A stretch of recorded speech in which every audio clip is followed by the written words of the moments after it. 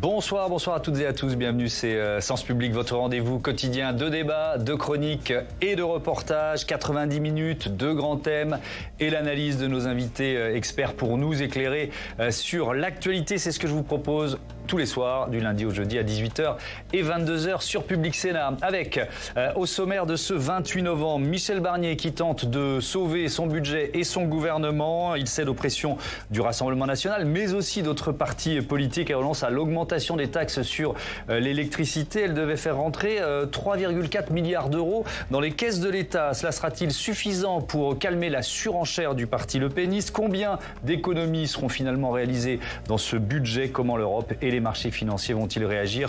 On en débat dans une minute. Et puis dans la seconde partie de notre émission, direction l'Ukraine où une pluie de missiles et de drones russes s'est abattue cette nuit. Cette nuit, nous avons mené une série de frappes en utilisant 90 missiles et 100 drones. Nous avons touché 17 cibles. Il s'agit d'installations militaires, d'installations de l'industrie de la défense et de leur système de soutien. À quel rythme l'armée russe progresse-t-elle? Que change le retour de Donald Trump au pouvoir? Peut-il forcer Volodymyr Zelensky à s'asseoir autour d'une table de négociation? Réponse dans 3 quarts d'heure. Mais d'abord donc, un Premier ministre sous pression et qui cède Marion Lampageux. Michel Barnier lâche du lest. Le Premier ministre a annoncé cet après-midi renoncer à augmenter la taxe sur l'électricité. C'était l'une des conditions du Rassemblement national pour ne pas voter la censure du gouvernement. Jordan Bardella revendique une victoire mais maintient la pression. Le Rassemblement national vient de remporter une victoire en obtenant de Michel Barnier l'annulation de la taxe de 3 milliards d'euros sur l'électricité. Mais nous ne pouvons pas en rester là, d'autres lignes rouges demeurent. Les voix du RN sont indispensables pour faire voter une motion de censure.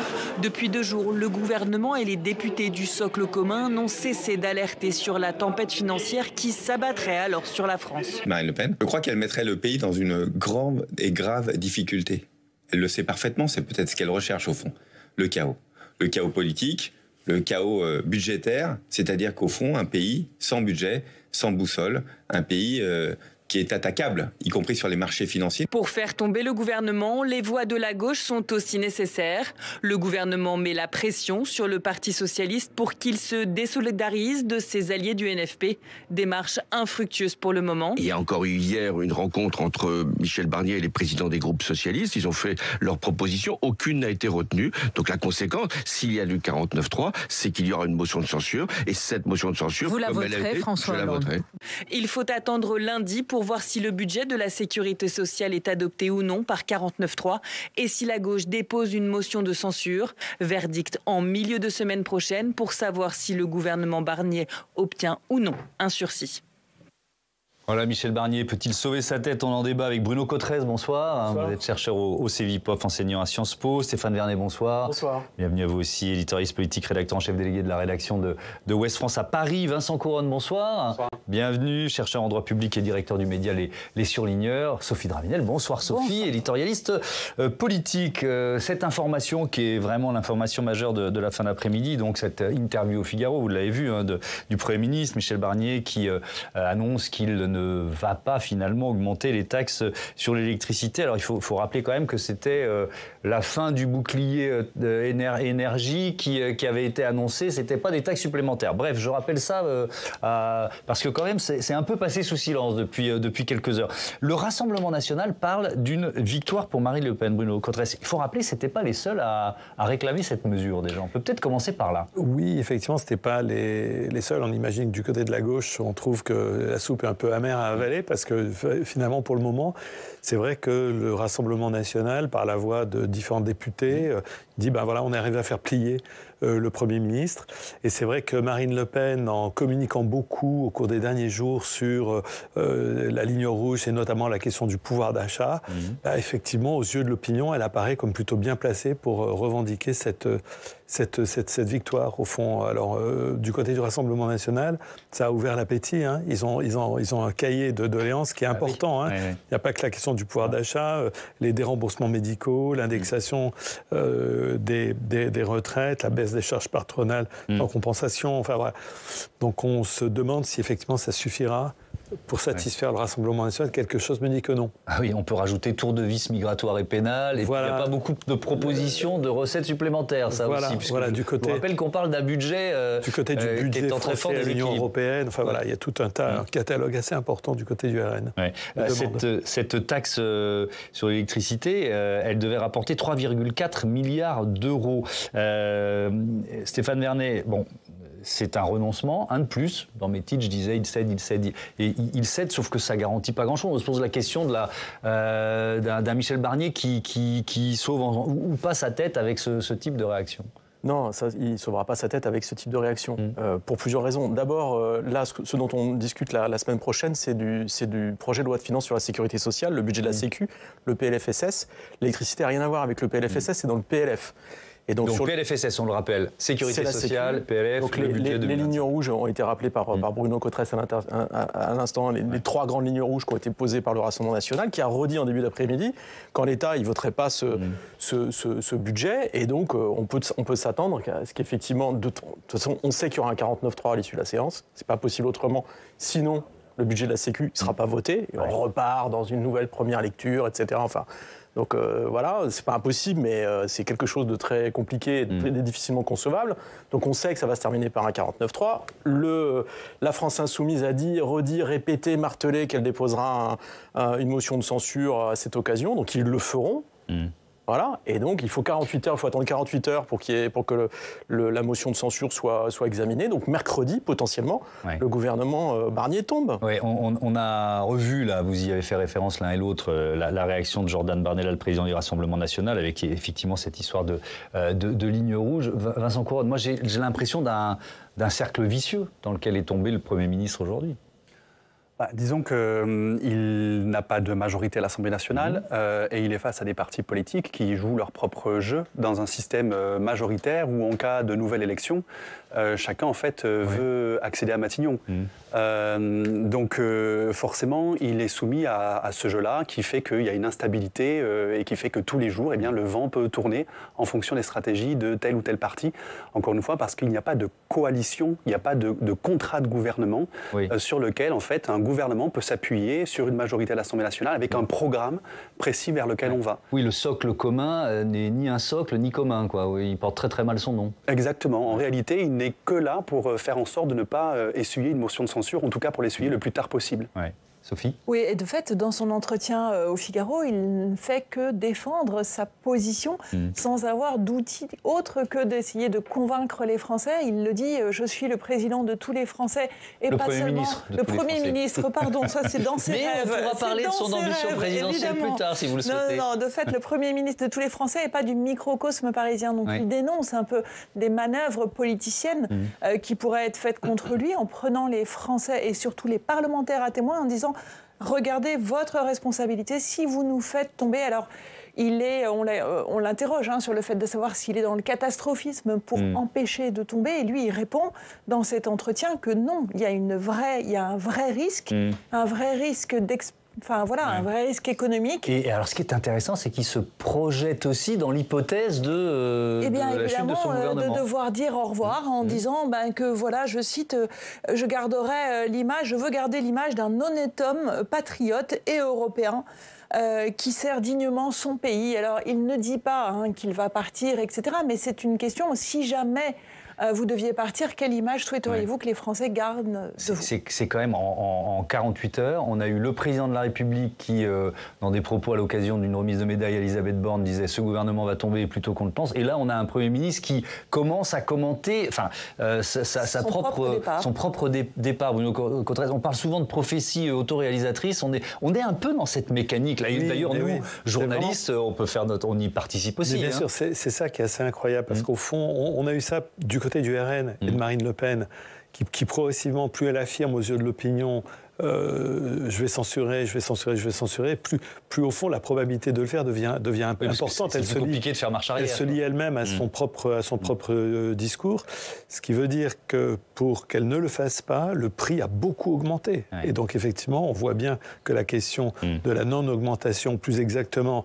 du fait que sur le tarif de l'électricité, la baisse ne serait pas de 9 mais de 14%, on voit que sans aucun doute, c'est pas suffisant parce que maintenant, elle a fait monter les enchères très très haut et aux yeux de son opinion, aux yeux de l'opinion générale, la crédibilité d'elle comme un des leaders de l'opposition, la crédibilité aux yeux de son propre Alors justement, vous allez pouvoir conclure sur son électorat, pardon de vous interrompre, parce que je vous propose une réaction, celle du sénateur Rassemblement National du Pas-de-Calais, Christopher Surey, qui parle justement des électeurs qui croisent régulièrement. Moi, à titre personnel, je suis favorable parce que les échos de terrain que j'ai sont extrêmement négatifs dans le Pas-de-Calais, de la part des élus, de la part de nos concitoyens de manière générale. Je pense que Marine Le Pen n'a pas totalement fait son opinion, mais que, encore une fois, ça peut vite venir. Simplement, elle constate, me semble-t-il, que le gouvernement ne fait pas tous les efforts pour pouvoir finalement recueillir l'assentiment. Oui. Évidemment, Christopher Zurek parle de la censure. Il dit, moi, personnellement, j'y suis favorable. Alors, on imagine Marine Le Pen qui fait la balance plus-moins, Bruno Cotresse. Est-ce que ces électeurs souhaitent la censure ? Oui, très clairement. Oui, très clairement. Très clairement, autant ils ont sans doute apprécié que la nomination de Michel Barnier, à leurs yeux, incarnait l'impossibilité pour la gauche de gouverner. Peut-être qu'ils ont crédité, au fond, le choix de Michel Barnier de ce point de vue-là, mais très rapidement, on voit que ça s'est beaucoup effrité, très rapidement. Et l'électorat du Rassemblement national, je pense, il est d'abord et avant tout sur l'idée qu'on leur a volé leur victoire, que le front républicain qui s'est mis en place a empêché Jordan Bardella d'accéder à Matignon. Il faut voir quand même la réalité des chiffres. Le RN a gagné les 2 tours en voix des élections législatives. Il n'a pas gagné en siège, c'est le NFP, mais il a gagné en voix les 2 tours des élections législatives. Et on ne peut pas dire qu'il n'y a pas de sujet en France, dans notre pays, de voir des formations politiques qui gagnent en voix et en siège pour d'autres et qui ne gouvernent pas. Donc on voit que l'électorat du RN, il est sans doute toujours sur cette histoire qui, au fond, malgré les mérites de Michel Barnier, conteste sa légitimité. Ouais. Alors dans la colonne moins, il y a la question de la responsabilité, la stratégie. La responsabilisation du parti. Stéphane Vernet, pour l'instant, je pense que les Français sont très largement convaincus que le responsable de ce chaos dans lequel on baigne les uns et les autres, ce chaos politique depuis des mois, c'est Emmanuel Macron. Est-ce que ça pourrait changer si Marine Le Pen appuie sur le bouton de la censure, d'après vous ? Alors, je pense qu'il y a une fixation en fait assez générale et en particulier parmi les sympathisants du Rassemblement national et de Marine Le Pen sur Emmanuel Macron, responsable de tous les maux, il faut qu'il parte, il faut qu'il démissionne, ce qui n'a aucun sens, ce qui n'arrivera pas. Mais il y a cette espèce de croyance, on peut en reparler. Mais après, si vous voulez, moi je pense qu'il y a une erreur fondamentale, c'est-à-dire que dans le camp présidentiel, au sein même de ce qu'on appelle le socle commun, au début de l'action, ils se sont eux-mêmes persuadés qu'en fait, il n'y aurait pas de vote, il n'y aurait pas de censure possible, parce qu'ils étaient persuadés que aucun homme ou femme politique de ce pays ne prendrait la responsabilité de faire chuter le gouvernement en plein examen du budget, en disant si derrière on fait tomber le gouvernement, il n'y a pas de budget, s'il n'y a pas de budget, alors là, attention, on va avoir des problèmes extraordinaires, etc. Voilà. Et donc ils se sont persuadés que ça n'arriverait pas. Et ça, vous citiez l'interview de Michel Barnier au Figaro, dans laquelle il dit il appelait les parlementaires à responsabilité, etc. Vous citiez le socle commun. À partir du moment où les gens du socle commun étaient eux-mêmes persuadés qu'il ne se passerait rien, qu'il n'y avait pas de risque que le gouvernement tombe, ils se sont permis de faire n'importe quoi. Oui. Et je pense notamment... Quasiment de ne pas siéger Gabriel Attal, à l'Assemblée. Vous avez surtout Gabriel Attal, Laurent Wauquiez, etc., qui sont rentrés dans une espèce de course à l'échalote, etc., et qui ont profondément dégradé l'image, en fait, de ce pouvoir, de cette alliance, etc., et qui, à mon avis, le paye aujourd'hui. Et on est allé très loin, c'est-à-dire que la pression est montée fait du côté de Marine Le Pen, parce que ses électeurs en fait ont changé d'avis. Il y a au moins 2 instituts de sondage qui ont posé la question régulièrement de savoir si les Français étaient pour ou pas une censure du gouvernement. Il y a un mois, vous aviez, c'était Elab et Ipsos, il y a un mois, en gros, vous aviez moins de 30% des électeurs du RN qui demandaient la censure. Aujourd'hui, ils sont plus de 60%.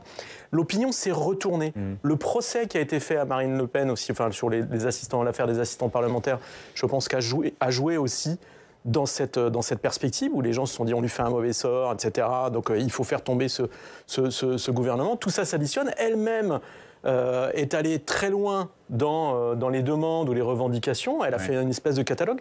La question aujourd'hui, c'est qu'est-ce que le gouvernement Barnier pourrait mettre dans la balance qui suffirait à Marine Le Pen. Mais vous n'avez pas tout à fait répondu à ma question sur le risque de sauver la face. Le risque politique qu'elle prendrait en appuyant en finalement décidant de la censure. C'est pas la seule, mais quand même. Moi, je crois. Vous pensez qu'il est faible, ce risque? Ouais, je crois. D'accord. Enfin, après, peut-être que je me trompe. Non, mais je pense que je pense que c'est pas là que ça se joue, que ça se jouera sur d'autres choses. Mais Vincent Couronne, il faut peut-être rappeler comment ça peut se passer, parce que c'est assez rare dans l'histoire de la Ve République, la censure. Ah oui, c'est rare, ça n'est arrivé qu'une seule fois. Ben oui. En tout cas, ça n'a abouti qu'une seule fois. C'était en 1962. Et l'Assemblée nationale réagissait de manière assez radicale au projet du général de Gaulle de faire un référendum pour élire le président de la République au suffrage universel direct, ce qui a coalisé contre lui une majorité qui a voté la censure. Et ce qu'a fait le général de Gaulle tout de suite après la censure du gouvernement Pompidou, eh bien, c'est qu'il a dissous l'Assemblée nationale et il a renommé Pompidou Premier ministre. Ouais. Et donc là, aujourd'hui, ce qui se passerait, c'est qu'on serait dans une situation inédite, parce que non seulement, la censure, ça n'arrive pas tous les 2 matins, comme on l'a vu, mais surtout, en retour, Emmanuel Macron ne pourrait pas dissoudre, puisqu'il ne peut plus dissoudre avant l'année prochaine, avant juin prochain en réalité. Donc la manière dont ça se passerait, ça serait une censure, un gouvernement qui tombe et qui gère les affaires courantes, comme on l'a déjà connu cet été avec le gouvernement Attal. Et après, sur la question du budget, ça on peut en reparler. Mais juste sur une chose, la censure, j'ai l'impression quand même que je suis à peu près d'accord avec ce qui a été dit jusque-là, mais j'ai l'impression aussi que, aidés par le Rassemblement national, on construit aussi nous-mêmes un narratif comme quoi Marine Le Pen n'aurait pas d'autre choix que de censurer désormais parce qu'elle s'est mise dans une situation impossible. Et en construisant ce narratif, j'ai l'impression qu'en fait, en réalité, comme une prophétie autoréalisatrice, elle n'aura pas d'autre choix que de censurer, alors que après, je ne suis pas expert en analyse politique, ça, je vous laisse ça plutôt, mais moi je suis juriste, mais j'ai quand même l'impression qu'un autre récit est possible, qui est de dire que Marine Le Pen pourrait très bien dire le recul de Michel Barnier aujourd'hui sur l'électricité pourrait être considéré comme étant suffisant, c'est du pouvoir d'achat, c'est une ligne rouge importante, et qu'en responsabilité, pour la stabilité du gouvernement, dans la situation internationale qu'on connaît, budgétaire, elle ne censure pas le gouvernement. Oui, c'est intéressant. On peut faire le pari qu'elle obtient quelque chose en plus. Là, pour l'instant, il nous dit que ça ne suffit pas, elle obtient quelque chose. Et là, elle dit on va quand même être responsable. Donc, elle reste sur cette stratégie de la responsabilité. Et en plus, on a obtenu du pouvoir d'achat en plus pour les Français. Ça peut, ça peut tenir. Un mot rapide là-dessus, Bruno. Ensuite, on parle des marchés financiers. En faisant ça, elle offre sur un plateau un argument au NFP pour dire voyez, le RN soutient du gouvernement. Donc, c'est très compliqué pour elle, c'est pas si simple. Bon, allez, vous l'avez évoqué les uns les autres, beaucoup de personnalités du gouvernement ou de ce socle commun alertent depuis quelques jours sur un scénario à la grecque, sur les marchés financiers. On en parle tout de suite avec Fanny Veil. Bonsoir Fanny, bienvenue à vous. La question qu'on se pose ensemble, c'est cette comparaison entre la France et la Grèce est-elle pertinente? Eh bien, si l'on en croit le ministre de l'économie, Antoine Armand, non, pas du tout. La France n'est absolument pas dans la même situation que la Grèce. France n'est pas la Grèce. La France a une économie, la France a une situation d'emploi, d'activité, d'attractivité, une puissance économique, démographique qui est bien supérieure, qui fait que nous ne sommes pas la Grèce. Alors, que disent exactement les chiffres? En 2012, au moment de la crise de des dettes souveraines, la dette grecque grimpe jusqu'à environ 164% du produit intérieur brut. Et pour financer cette dette, la Grèce emprunte, vous le voyez, à un taux de 22,5%. En comparaison, aujourd'hui, la dette française s'élève à 112% du PIB d'après les derniers chiffres de l'INSEE. Et notre taux d'emprunt sur 10 ans est de 3,05%. On est donc, vous le voyez, loin de la situation de la Grèce, en tout cas à l'époque. Mais alors, si on compare avec la Grèce actuelle, on se situe comment ? Eh bien, la dette grecque est toujours assez élevée, autour de 160% du PIB. Mais le pays a entrepris de très nombreuses réformes et restructurations. Conséquence, eh bien, dans le pays, en Grèce, la tendance est plutôt au désendettement. Le déficit a baissé. Il n'excède pas 1,5% du PIB, alors que chez nous, vous le savez, le Trésor prévoit qu'il dépassera cette année les 6% du PIB. La Grèce a donc pu retrouver la confiance des marchés, ce qui explique qu'hier, son taux d'emprunt sur 10 ans est brièvement passé en dessous du nôtre, 3,02% pour la Grèce, 3,05% pour la France, je vous le disais il y a un instant. C'est une toute petite différence, mais qui est très symbolique. En fait, pour évaluer la situation française, il faut non pas se tourner vers la Grèce, mais plutôt vers l'Allemagne. L'écart entre notre taux d'emprunt et celui de l'Allemagne, qui sert donc de référence, c'est ce qu'on appelle le spread, est aujourd'hui au plus haut depuis 2012. La France est nettement moins bien notée que son voisin allemand. Enfin, ajoutons que demain, le pays repasse sur le grill de l'agence de notation Standard & Poor's, avec donc le risque de voir la note tricolore de nouveau dégradée. Merci beaucoup. Fanny, le Premier ministre qui joue depuis plusieurs jours la carte de la dramatisation, il prédit une tempête assez grave sur les marchés financiers si le budget n'est pas voté. Bruno Cottrey, je commence avec vous. Est-ce qu'il force le trait ?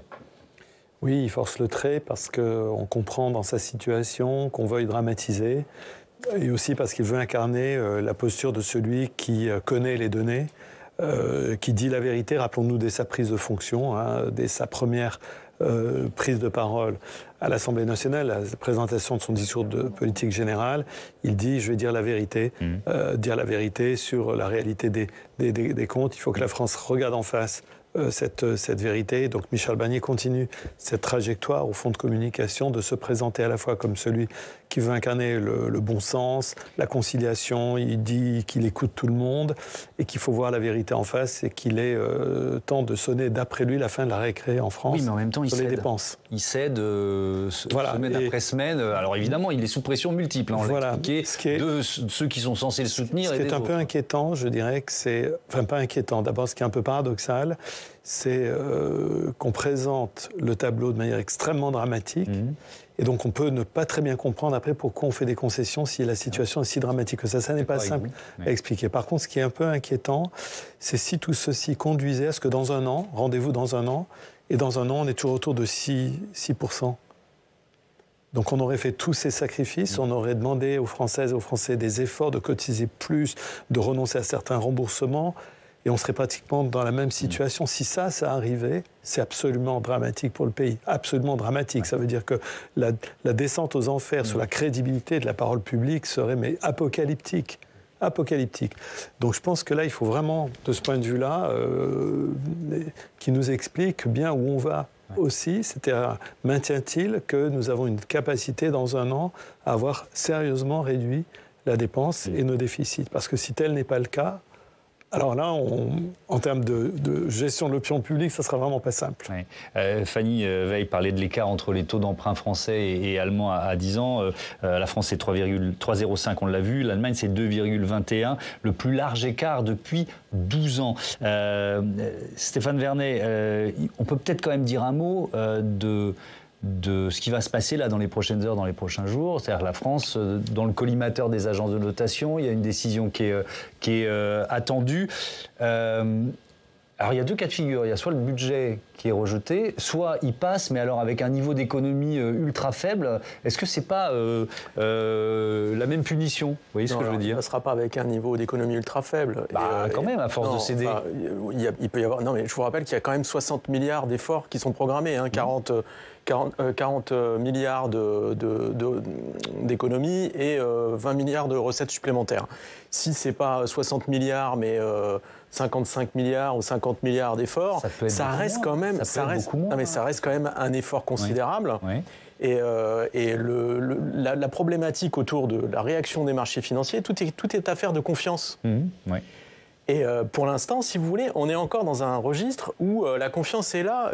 Il y a une info qu'on n'a pas évoquée et qui passe complètement sous les radars, mais mercredi, la Commission européenne a validé la trajectoire de redressement des comptes publics de la France en disant ce que vous avez présenté tient la route, Donc on ne va pas vous sanctionner, on valide, on va vous accompagner et on parie que vous serez parfaitement en capacité de revenir sous la barre des 3% de déficit. Mais ça suppose de voter un budget et de tenir les engagements qui ont été pris. Donc si vous voulez, il y a quand même pour l'instant, on est sur une espèce de fil et qui fait qu'en réalité, personne n'est capable de vous dire ce qui va se passer. Parce que vous avez des analystes qui vous disent « Non mais en fait, les marchés anticipent ».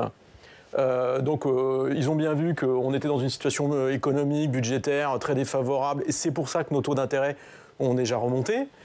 C'est pour ça aussi que finalement les agences de notation qui ont eu à se prononcer fin septembre, courant octobre, n'ont pas dégradé la note de la France parce que de toute façon elles avaient bien identifié et elles avaient déjà anticipé qu'on était en difficulté et que donc si on n'avait pas de budget, finalement en fait les taux d'intérêt vont peut-être remonter un peu mais pas beaucoup. On sera très très très très loin des 22% appliqués à la Grèce en 2012. Mais il y en a aussi d'autres qui vous disent mais en fait on n'en sait rien et on peut très bien avoir un effet boule de neige. Et vous avez deux récits politiques qui télescopent tout ça, avec un récit qui est porté par le pouvoir et qui dit attention, on va avoir une pluie de sauterelles, ce sera une catastrophe, etc. Scénario à la grecque, ce qui est parfaitement irréaliste. Mais voilà. Et après, en face, vous avez Emmanuel Bompard qui monte au créneau dimanche, une Marine Le Pen qui monte au créneau lundi pour dire non, mais en fait tout ça, c'est pas vrai, il n'y aura pas de shutdown, c'est pas un problème, on arrivera quand même à avoir un budget, ça passera. Et voilà. Et moi, je pense que la vérité, elle est quelque part entre les deux, parce qu'il y a quand même un problème. Je ne suis pas sûr qu'il y ait un emballement phénoménal des marchés en cas de non-budget. Par contre, vous avez tout un tas de mesures dans des secteurs très spécifiques qui ont été programmées, qui ont été promises, qui ont été annoncées. Et s'il n'y a pas de budget, eh ben, toutes ces mesures-là, hop, elles passent à la trappe. Donc sur des embauches de postes dans l'éducation nationale, sur des réponses aux attentes des agriculteurs qui sont dans les tuyaux. Voilà. Et qui, là, pour le coup, potentiellement, on perd encore 6 mois. Il y a quand même une forme de paralysie qui s'exerce et à un moment où l'économie de ce pays va quand même très mal. Je veux dire, c'est quand même pas la joie. Donc c'est pas le moment. Vous avez employé ce terme de shutdown. C'est évidemment ça vient des États-Unis. Vincent Couronne, à ce moment-là aux États-Unis, c'est le budget n'est pas voté. Ça a vraiment des conséquences en cascade qui sont très lourdes pour les salaires des fonctionnaires, etc., etc. Le budget des différentes agences de l'État. Alors j'ai entendu tout et son contraire là-dessus aussi. En France, qu'est-ce qui se passe si le budget n'est pas voté dans quelques jours, dans quelques semaines? Est-ce que, pardon de poser une question ultra basique, mais est-ce que les fonctionnaires sont payés? En fait, est-ce qu'on lève l'impôt? Est-ce que tout ça continue? Techniquement, le shutdown en France, c'est possible, mais c'est hautement improbable. Oui. C'est-à-dire même quasi impossible que ça arrive. Pourquoi? Parce que si le budget n'est pas adopté, il y a tout un tas de mécanismes prévus par la Constitution qui permettent d'éviter ça. Premier mécanisme, c'est on n'a pas de budget, donc le gouvernement demande au Parlement de voter ce qu'on appelle une loi de finances spéciale qui ouvre simplement les mêmes crédits pour 2025 que ceux qui avaient été ouverts pour 2024. Et chaque mois, le gouvernement va rouvrir des dépenses qui ne pourront pas aller au-delà du budget 2024, celui qui était donc de cette année. Le seul problème dans ce cas de figure-là, c'est que le gouvernement ne peut pas modifier, ne peut pas engager de dépenses exceptionnelles, extraordinaires, nouvelles ou quoi que ce soit. Il est très limité. Donc on peut payer les fonctionnaires, on peut, etc. Si jamais cette loi de finances spéciale n'est pas adoptée, le gouvernement peut mettre en œuvre son projet de budget, là qu'on est en train de discuter, par ordonnance. Là où il y a un débat chez les juristes, c'est si on est face à un gouvernement démissionnaire, et qui donc expédie des affaires courantes, est-ce qu'il a le droit, constitutionnellement, d'adopter ces ordonnances? Certains constitutionnalistes disent oui, il a le droit, parce que le Conseil d'État a déjà autorisé le gouvernement à prendre des mesures extraordinaires, même en gestion en affaires courantes, et d'autres constitutionnalistes disent non, ça va au-delà de sa mission, donc le Conseil d'État annulerait ces ordonnances. Mais dans tous les cas, quand on met tout ça bout à bout, il n'y a quasiment aucune chance qu'on ait un shutdown et que les fonctionnaires ne soient pas payés au 1er janvier. Les sénateurs percevront leur salaire à la fin du mois de janvier, pas de problème. Ça ne doit pas être les plus inquiets, je pense. On va s'intéresser, on a commencé à l'évoquer, mais à peine quelques secondes, à cette hypothèse qui commence à grandir, Sophie, d'une démission d'Emmanuel Macron. Ça commence à faire florès. Absolument. En fait, je vais vous citer Charles de Courson. Je pense que nous allons assister à l'effondrement de la minorité présidentielle. C'était ce qu'il disait dans un entretien à l'Union, le quotidien de la Marne, là où est sa circonscription, à la veille, en juin dernier, à la veille de sa 8e candidature à l'Assemblée. 8e. 6 mois plus tard, l'effondrement de la minorité présidentielle actuelle étant acté, mais la crise étant irrésolue, le député centriste s'en prend au chef de l'État lui-même. Qui est à l'origine du chaos politique, a-t-il dit mercredi?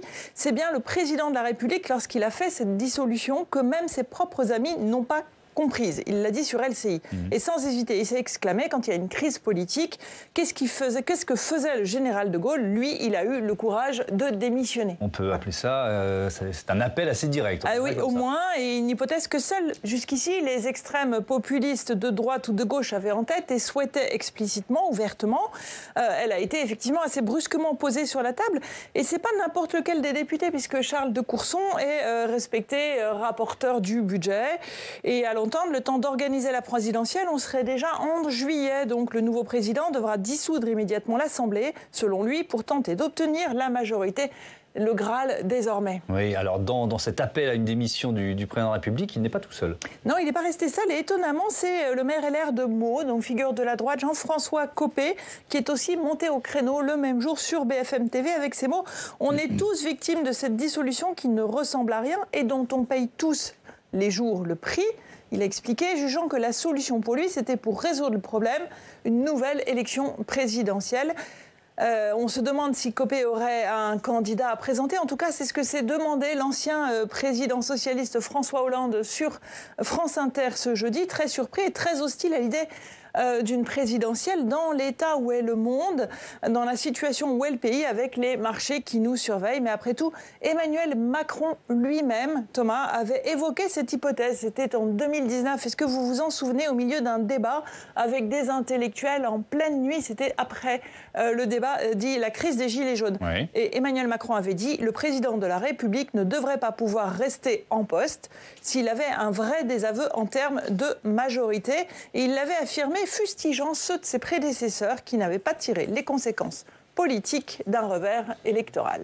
Bruno Cotteret, est-ce que vous inspire ces personnalités qui demandent la démission? Je pense que c'est significatif parce qu'on a deux personnalités. L'une, Charles de Courson, qui a toujours voulu incarner une forme de très grande rigueur. L'expert des finances publiques, oui. Voilà, qui incarne une sorte de Perlin rigueur à l'Assemblée nationale en termes de rigueur du raisonnement. Il a toujours voulu incarner cette posture. On a Jean-François Copé qui, lui, veut incarner un nouveau personnage, un seigneur de la politique qui est revenu des emballements de sa jeunesse, je dirais les choses comme ça, et qui maintenant, d'ailleurs, avait envoyé des signaux que lui, il était plutôt sur la thèse de Nicolas Sarkozy. Il fallait que les Républicains fassent alliance avec les macronistes. Donc c'est assez significatif que ces deux personnalités publiquement le disent. Ça veut dire que plein d'autres y pensent et en parlent. Bien évidemment, je pense qu'il serait un peu faux de dire que ce n'est pas un sujet, d'éliminer ça en disant non, il ne démissionnera jamais, ce n'est pas un sujet. Il y a quand même un sujet, c'est lui qui a décidé de dissoudre. Cette dissolution n'a pas généré la même chose qu'en 1997, où Jacques Chirac reste président cohabitant, parce qu'en 1997, on a une situation qui est politiquement lisible et finalement une forme de stabilité de nos institutions. Là, on a un véritable chaos. Et c'est vrai que quand on regarde l'impasse totale dans laquelle nous sommes aujourd'hui, je pense que toute personne qui regarde objectivement les données du problème, l'impossibilité de trouver une majorité, le sentiment d'impasse totale, forcément, ça conduit en même temps à poser la question. Ça ne veut pas dire lui donner une réponse oui ou non, je ne sais pas, mais en tout cas, ça conduit inévitablement... La question est légitime. La question est légitime, bien évidemment. Il a pourtant été réélu il y a un peu plus de 2 ans. C'est hier, pratiquement, qu'il a été réélu. Donc, il est tout à fait légitime, bien évidemment, puisqu'il a été réélu. Rappelons quand même que c'est le seul président qui a été réélu 2 fois, hors période de... Hors cohabitation. Cohabitation. Donc voilà, mais effectivement, le tableau est sombre pour lui dans l'opinion. Les codes de popularité sont revenus au niveau de la crise des Gilets jaunes et surtout le contenu de la défiance à l'égard du président est assez important dans les données d'opinion dont on dispose. Oui, il y a un niveau de rejet, on en a parlé dans cette émission cette semaine, qui est effectivement très, très important. Crise politique, tout le monde est d'accord. Vincent Couronne, crise institutionnelle ? Oui, non ? Pas encore. Pas encore. Pas encore. En fait, le président de la République, il est président comme quasiment dans une situation de cohabitation. Si demain il devait y avoir une censure à l'encontre du gouvernement, ça serait une censure contre le gouvernement, pas directement contre Emmanuel Macron. C'est pas comme en 1969 où Charles de Gaulle a démissionné parce qu'il avait essuyé un vote négatif à un référendum dans lequel il avait mis en jeu sa responsabilité. Donc là, on n'est pas dans la même configuration, à mon sens. Et d'autre part, Emmanuel Macron, aujourd'hui, n'a pas trop d'intérêt à démissionner, sauf à se faire le marchepied éventuellement de Marine Le Pen. Il faut se rappeler que Marine Le Pen, si la décision, le jugement dans son procès sur les assistants du Front National doit tomber le 31 mars. Si Emmanuel Macron démissionne et permet la tenue d'une élection avant le 31 mars, que Marine Le Pen... Ça peut aller très vite ? Ah oui, entre la démission et l'organisation de l'élection a lieu entre 20 jours et 31 jours après la démission. Donc ça peut aller très vite. Et donc elle peut être élue présidente de la République avant le jugement. Quoi. Alors, et il n'y aurait pas de jugement parce qu'elle bénéficierait d'une immunité juridictionnelle qui ferait que le tribunal sursoirait à statuer jusqu'à ce qu'elle ne soit plus présidente de la République. Et donc Marine Le Pen serait présidente alors que probablement, quelques semaines ou quelques jours après, un tribunal aurait prononcé son inéligibilité. Ouais. C'est de la politique fiction pour vous, Stéphane Vernet ?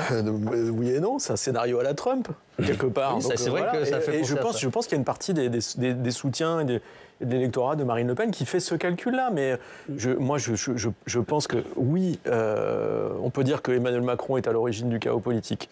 Oui, sa cote de popularité est très basse. Mais non, je ne le vois pas du tout démissionner. Et j'ai envie de vous dire, c'est plus le problème. De toute façon, il va partir, il ne se représentera pas en 2027, etc. Et le pouvoir s'est déplacé ailleurs. Mais quand vous avez des hommes politiques comme Jean-François Copé, notamment, qui dit il faudrait qu'il démissionne, etc. Pourquoi ? Je pense qu'en fait, il fait moi, je ne pense pas qu'il cherche à se placer ou à se pousser du col. Ou voire placer. Non, je ne pense pas. Je pense que lui, il part d'un constat qui est très simple, qui est de se dire qu'on est vraiment dans une situation de blocage politique total. C'est-à-dire que on voit aujourd'hui, j'ai parlé tout à l'heure du délitement du socle commun, du fait de l'attitude de gens qui ont des intérêts particuliers, comme Gabriel Attal, Laurent Wauquiez et d'autres, etc., qui montrent que le bloc central, en fait, n'arrive pas du tout à s'entendre et à fonctionner ensemble. Et on a vu pendant l'examen du budget qu'en réalité, le gouvernement, sur les principaux amendements, ils perdaient parce qu'ils sont minoritaires. Et de fait, aujourd'hui, le pouvoir, enfin la coalition qui est au pouvoir, qui tient les rênes, n'est plus en mesure de faire la loi sur des points fondamentaux.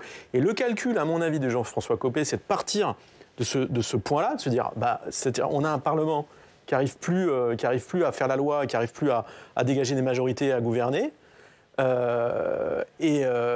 Je pense qu'il se dit qu'une dissolution à l'été prochain nous amènerait à avoir, grosso modo, une Assemblée nationale qui serait la même que celle qu'on a aujourd'hui, et que donc il est en train de se dire, rester coincé pendant 2 ans et demi, ça c'est pas possible. Ouais. D'où l'idée de se dire, peut-être qu'il faut accélérer tout le calendrier, la procédure, et reprocéder à des élections présidentielles pour débloquer ça. Mais d'ailleurs, la question qu'on se pose, c'est où est le pouvoir aujourd'hui ? Parce qu'il n'est plus à l'Élysée. Beaucoup moins à l'Élysée. Je vais vous poser la même question à l'Assemblée nationale. Et alors, il n'est pas à Matignon, on l'a vu, mais il n'est pas non plus à l'Assemblée nationale. Alors qu'il y avait une occasion à saisir pour les partis politiques représentés à l'Assemblée, de créer une coalition solide. Oui, mais malgré tout, il est à l'Assemblée nationale, le pouvoir aujourd'hui. Alors, il donne pas forcément. Sur quoi, bien sûr, il donne pas forcément une image très flatteuse de ce que c'est le Parlement, l'Assemblée nationale, mais c'est là qu'est le pouvoir. C'est aujourd'hui Marine Le Pen, les socialistes, etc., qui c'est un pouvoir de nuisance, c'est pas un pouvoir de construction, c'est pas un pouvoir de coalition, c'est pas un pouvoir de gouvernement, et c'est pas un pouvoir pour voter un budget. Vous voyez ce que je veux dire ? Bien sûr, mais parce que, comme on l'a dit tout à l'heure, c'est pas une majorité. Il y a une majorité contre le gouvernement actuel qui essaye de réfléchir si oui ou non, elle renverse le gouvernement. Ouais, mais il est possible qu'une nouvelle coalition émerge ou sorte de cette crise. Oui. Le problème fondamental, ça a été dit tout à l'heure, il n'y a pas de contrat de gouvernement. Et non seulement il n'y a pas de contrat de gouvernement, mais il n'y a pas de contrat de gouvernement qui était présenté comme tel devant les électeurs. On cite souvent le cas de l'Allemagne qui négocie après.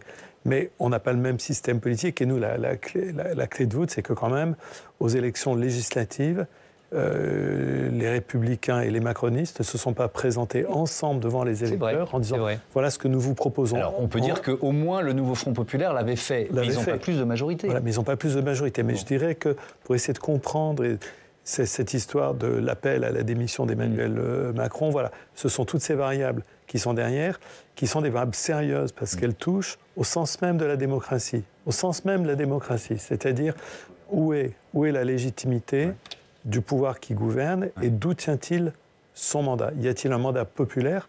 Lorsque Michel Barnier présente un certain nombre de mesures qui ont l'air d'être des mesures qui s'imposent par elles-mêmes, vu la situation budgétaire. Mais il y a quand même derrière une question fondamentale qui est où a-t-il reçu un mandat populaire pour proposer telle mesure économique, telle mesure d'économie, qui se présentent comme des mesures de bon sens, mais sans aucun doute, mais qui ne répondent pas à cette question qui pourtant est la question la plus essentielle en démocratie. Donc on a un problème.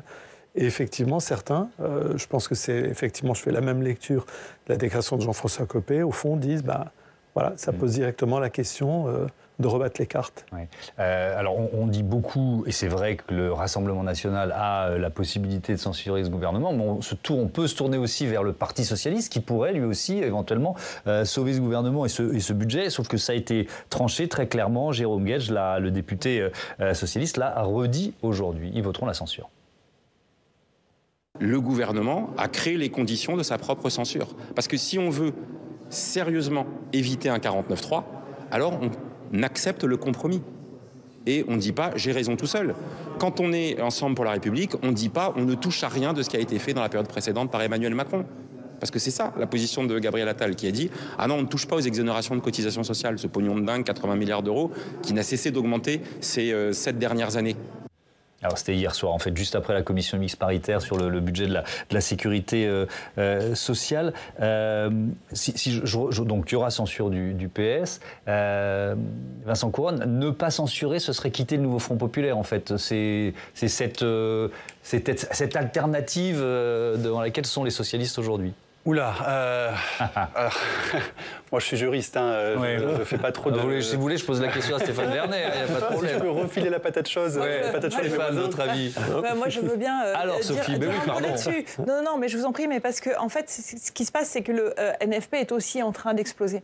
Donc il y a un jeu entre eux qui est extrêmement compliqué parce que évidemment qu'ils ne veulent pas voir Jean-Luc Mélenchon être candidat à la présidentielle et que ceux qui vont voter la censure n'ont pas non plus envie que le chef de l'État bascule. Et donc c'est particulier parce qu'ils sont tenus en même temps d'une certaine cohésion du NFP qui en fait allie des écologistes, des socialistes, des communistes et LFI. Et LFI, mais LFI pas pour les mêmes intérêts.